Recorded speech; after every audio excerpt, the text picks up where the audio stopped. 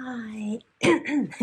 Good morning. 早晨啊，未開聲添。I just woke up and I just woke up maybe an hour ago. I have to do some laundry and then also I would have maybe a coffee because it's raining so heavily. I was supposed to have a walk with the host later on, just to say goodbye. 咁我今朝早好早起身啦，因為我要洗衫、最後一機衫啦，同埋洗翻乾淨個床單俾屋主啦。咁跟住一陣間約咗佢係我而家可能飲咖啡，因為本身約出去散步，但係而家落雨落到不得了。I changed plans， 咁因為改變咗計劃啦。Not voluntarily， 唔係自願嘅 ，but it's still okay。咁但係都係開心嘅嘢嚟嘅 ，it's exciting。咁係都興奮嘅。So originally I was supposed to fly out tonight at 10。咁我本身係今晚10點先飛啦。So I thought I would have more time today to prepare, to pack or whatever。咁我本身以為有多啲時間今日先至即係最後執行李啊各樣啊咁樣啦。So but now I have to fly out at 3:30 in the afternoon。咁但係我而家係晏晝3點半嘅飛機啦。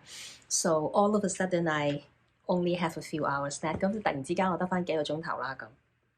So it's a little bit stressful for me yesterday and today。所以琴日同今日對我嚟講都有少少壓力嘅。But I will feel better once I pass the security of the airport。咁但係咧，應該喺機場過咗呢個檢查之後咧，我就會即係啦，就會穩定翻落嚟，冇咁大壓力㗎啦。But I still want to read this first。咁但係我今朝想讀咗書先啦 ，so that I can upload it and you won't think like where I am 。咁你就唔會周圍揾我啦咁樣樣。Okay, so let's begin。咁我哋今日正式開始啦。當閱讀也是抗爭第187日 Read to Resist Day 187 A Concise History of Hong Kong by John Mark Carroll 香港簡史從殖民地至特別行政區著者高馬可譯者林立偉 No event during this decade would shake the British Empire more than the Indian Rebellion or the Great Mutiny as it was known to Britons.Although the rebellion was eventually suppressed with help from loyal Indian troops, it rattled the very foundations of British imperialism. Newspapers throughout the empire had a field day with a rebel massacre in July 1857 at Carroll, also written as Campo, with reports of sexually violated white women and English babies thrown by the rebels,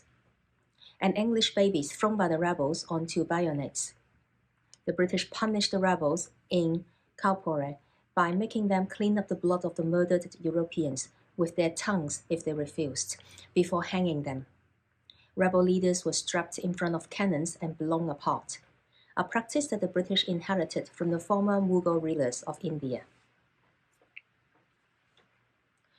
這10年間，令大英帝國最震動的事件，莫如印度民族起義，即英國人所說的印兵華變。雖然英國人在效忠於他們的印度兵協助下，最終將之肅平，但這場起義撼動了英帝國主義的根基。整個英帝國的報章都大篇幅報導1857年7月起義軍在坎普爾的大屠殺，渲染白人婦女被姦淫。起義軍把英國嬰兒拋到空中，再用刺刀去截。英國為懲罰叛亂者，在吊死他們之前，逼他們清洗受害歐籍人留下的血跡。如果他們不從，就強迫他們用舌頭把血舐乾淨。英國人還承襲之前統治印度的莫外兒帝國統治者的做法，把起義軍領袖綁在大炮炮口，轟成碎片。While there had been much enthusiasm in Britain for the Crimea War,The reaction toward the Indian uprising was one of shock and terror. Some Britons denounced the barbaric execution of the rebels, but the rebellion seemed to disprove the naive yet widely held notion that British rule would keep imperial subjects content and obedient. To the British, writes historian Ronald Hyam, it seemed that Satan had rebelled,and the mark of a black skin was the mark of Cain. There had been one universal belief that no danger could ever approach the British in India, and that God was on the side of the empire, and that everybody loved the British. That Indian civilians had also been involved many things to make things worse. A mutiny had expanded into a general rebellion, convincing many Britons that the Indians were no longer harmless and docile heathens, but rather were treacherous and sinister savages. Formerly loyal Indian friends and servants had suddenly and seemingly inexplicable become spies and murderers. 英國人對克里米亞戰爭滿懷熱情，對印度起義的反應則是震撼。有些英國人斥責處死叛軍的方法野蠻，但這次起義似乎推翻了英國人普遍相信的一個天真想法，就是英國統治會令大英帝國的子民滿意和順服。史家羅納德·海厄姆 Ronald Hyam 寫道：在英國人眼中，似乎撒旦造反了，而黑色皮膚就是該隱的記號。以往一直有種普遍的看法，認為沒有危險可以接近印度的英國人，而上帝站在大英帝國這邊，人人都愛英國人。印度平民的參與令事情變得更不可收拾，一場士兵嘩變擴大為全民大起義，令很多英國人認為印度人不再是溫順無害的異教徒，而是陰險奸詐的野蠻人。從前忠心的印度朋友和僕人，似乎莫名其妙地全部突然變成奸細和殺人犯。This is the reading of today. 咁今日讀到呢度啦。It's very interesting, to read about the naivety of a colonist 我覺得都幾有趣，即係咧原來殖民者個心態係咁天真嘅啫。Why would you think that a place that you forcibly occupied, the people of it would be docile and obedient 即係點解你覺得你用武力去強佔嘅一個地方嘅人民會係溫順同埋即係服從嘅咧？咁樣 ，even though if they didn't fight back like in the beginning， 即使佢最初可能佢唔反抗啫咁 ，but it doesn't mean that sort of like identity and the understanding and knowing of this home is being taken hostage. Like this knowledge in itself is really powerful already. 即係其實無論點都好，都冇可能唔知，即係呢個地方本身係我嘅，我屋企俾你侵佔咗噶嘛，即係咁樣。咁所以即係淨係呢一點，你就應該會明白點解大家會咁憎你啦，係嘛？So I think sometimes this sort of naivety goes with all sort of authoritarian tyrant dictatorship, because they're too blind to see the reality. 我諗其實所有呢啲威權者啊、極權者啊、獨裁者都有呢個問題，佢哋嗰個即係佢哋個盲點嚟嘅係，因為佢哋就係太過紫氣高揚，佢哋即係覺得自己大晒話晒事咁樣樣。It's really just a big bully, right? 咁其實就係根本就係欺凌者啫嘛，即係其實就係技安嚟啫嘛咁樣。So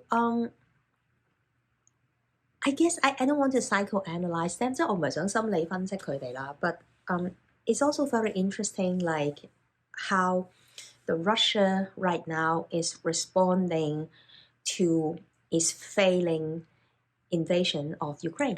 咁譬如而家你睇下，即係俄羅斯其實基本上佢係唔會侵佔得成烏克蘭㗎啦。But they were still kind of trying to struggle, 繼續喺度垂死掙扎啦，即係咁樣。And like with all these rockets yesterday， 咁琴日即係啲導彈啊各樣啊咁樣橫飛啦咁。So very unfortunate for the two civilians in Poland。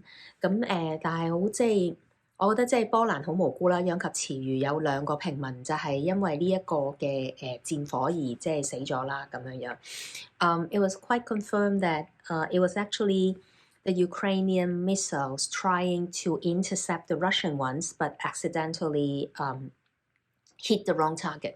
咁而家已經證明咗啦，就係其實係烏克蘭嘅回火，想要去堵截俄羅斯嗰個嘅導彈嘅時候，就係出咗呢一個嘅問題，咁所以就係落咗去波蘭嘅邊境咁樣樣。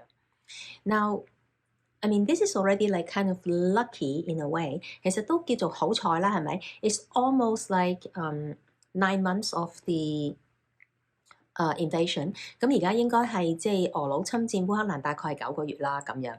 And this is like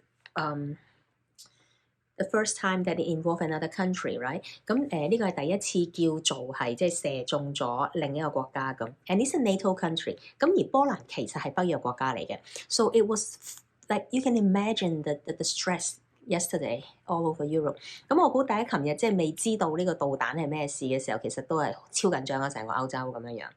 Now, but this is just telling us. 但係我覺得呢個古仔係乜嘢？呢個古仔嘅教訓係乜嘢咧？就係if we allow the bully to continue to do what they are doing， 如果我哋繼續容許呢啲咁樣嘅即係技安咧，呢啲咁樣嘅欺凌者繼續做佢哋做嘅嘢 ，and felt that you know like they don't have to be like be accounted for any damages or any kind of loss of human lives。咁然後令佢哋覺得其實佢可以即係任意咁樣去打啦，唔需要負責任啦咁樣樣。And the world would just sit there and let them do it. I mean， 即係而家就係全世界坐喺度睇住佢啊！你繼續你兩個自己打啦咁樣樣。I mean, of course, like we have been supplying weapons and really great weapons to Ukraine for their defense。咁當然係有即係我哋輸出呢個武器去俾烏克蘭即係做防衛嘅咁。But it's still like it's just so disgusting to see like how this is still going on。但係即係繼續係見到即係仲係喺度打緊嘅時候，即係就係好猛憎啦，同埋覺得即係好嘔心啦咁樣樣。And it just keep coming back to me like how sometimes only the use of force can force the sense into these kind of people。有時即係就不停我諗翻轉頭前幾日讀嘅嘢就係。可能喺某一啲情況，你真係只有使用暴力先至可以令到對方講道理，或者鑑生將個道理即係塞入佢度咯，咁樣樣。Right, so this is it for today。咁今日就讀到呢度啦。And I'm leaving the States today。咁我今日離開美國啦。咁 and I'll let you know where I am tomorrow。咁我聽日就會話俾大家知我去咗邊啦。So see you again tomorrow。拜拜。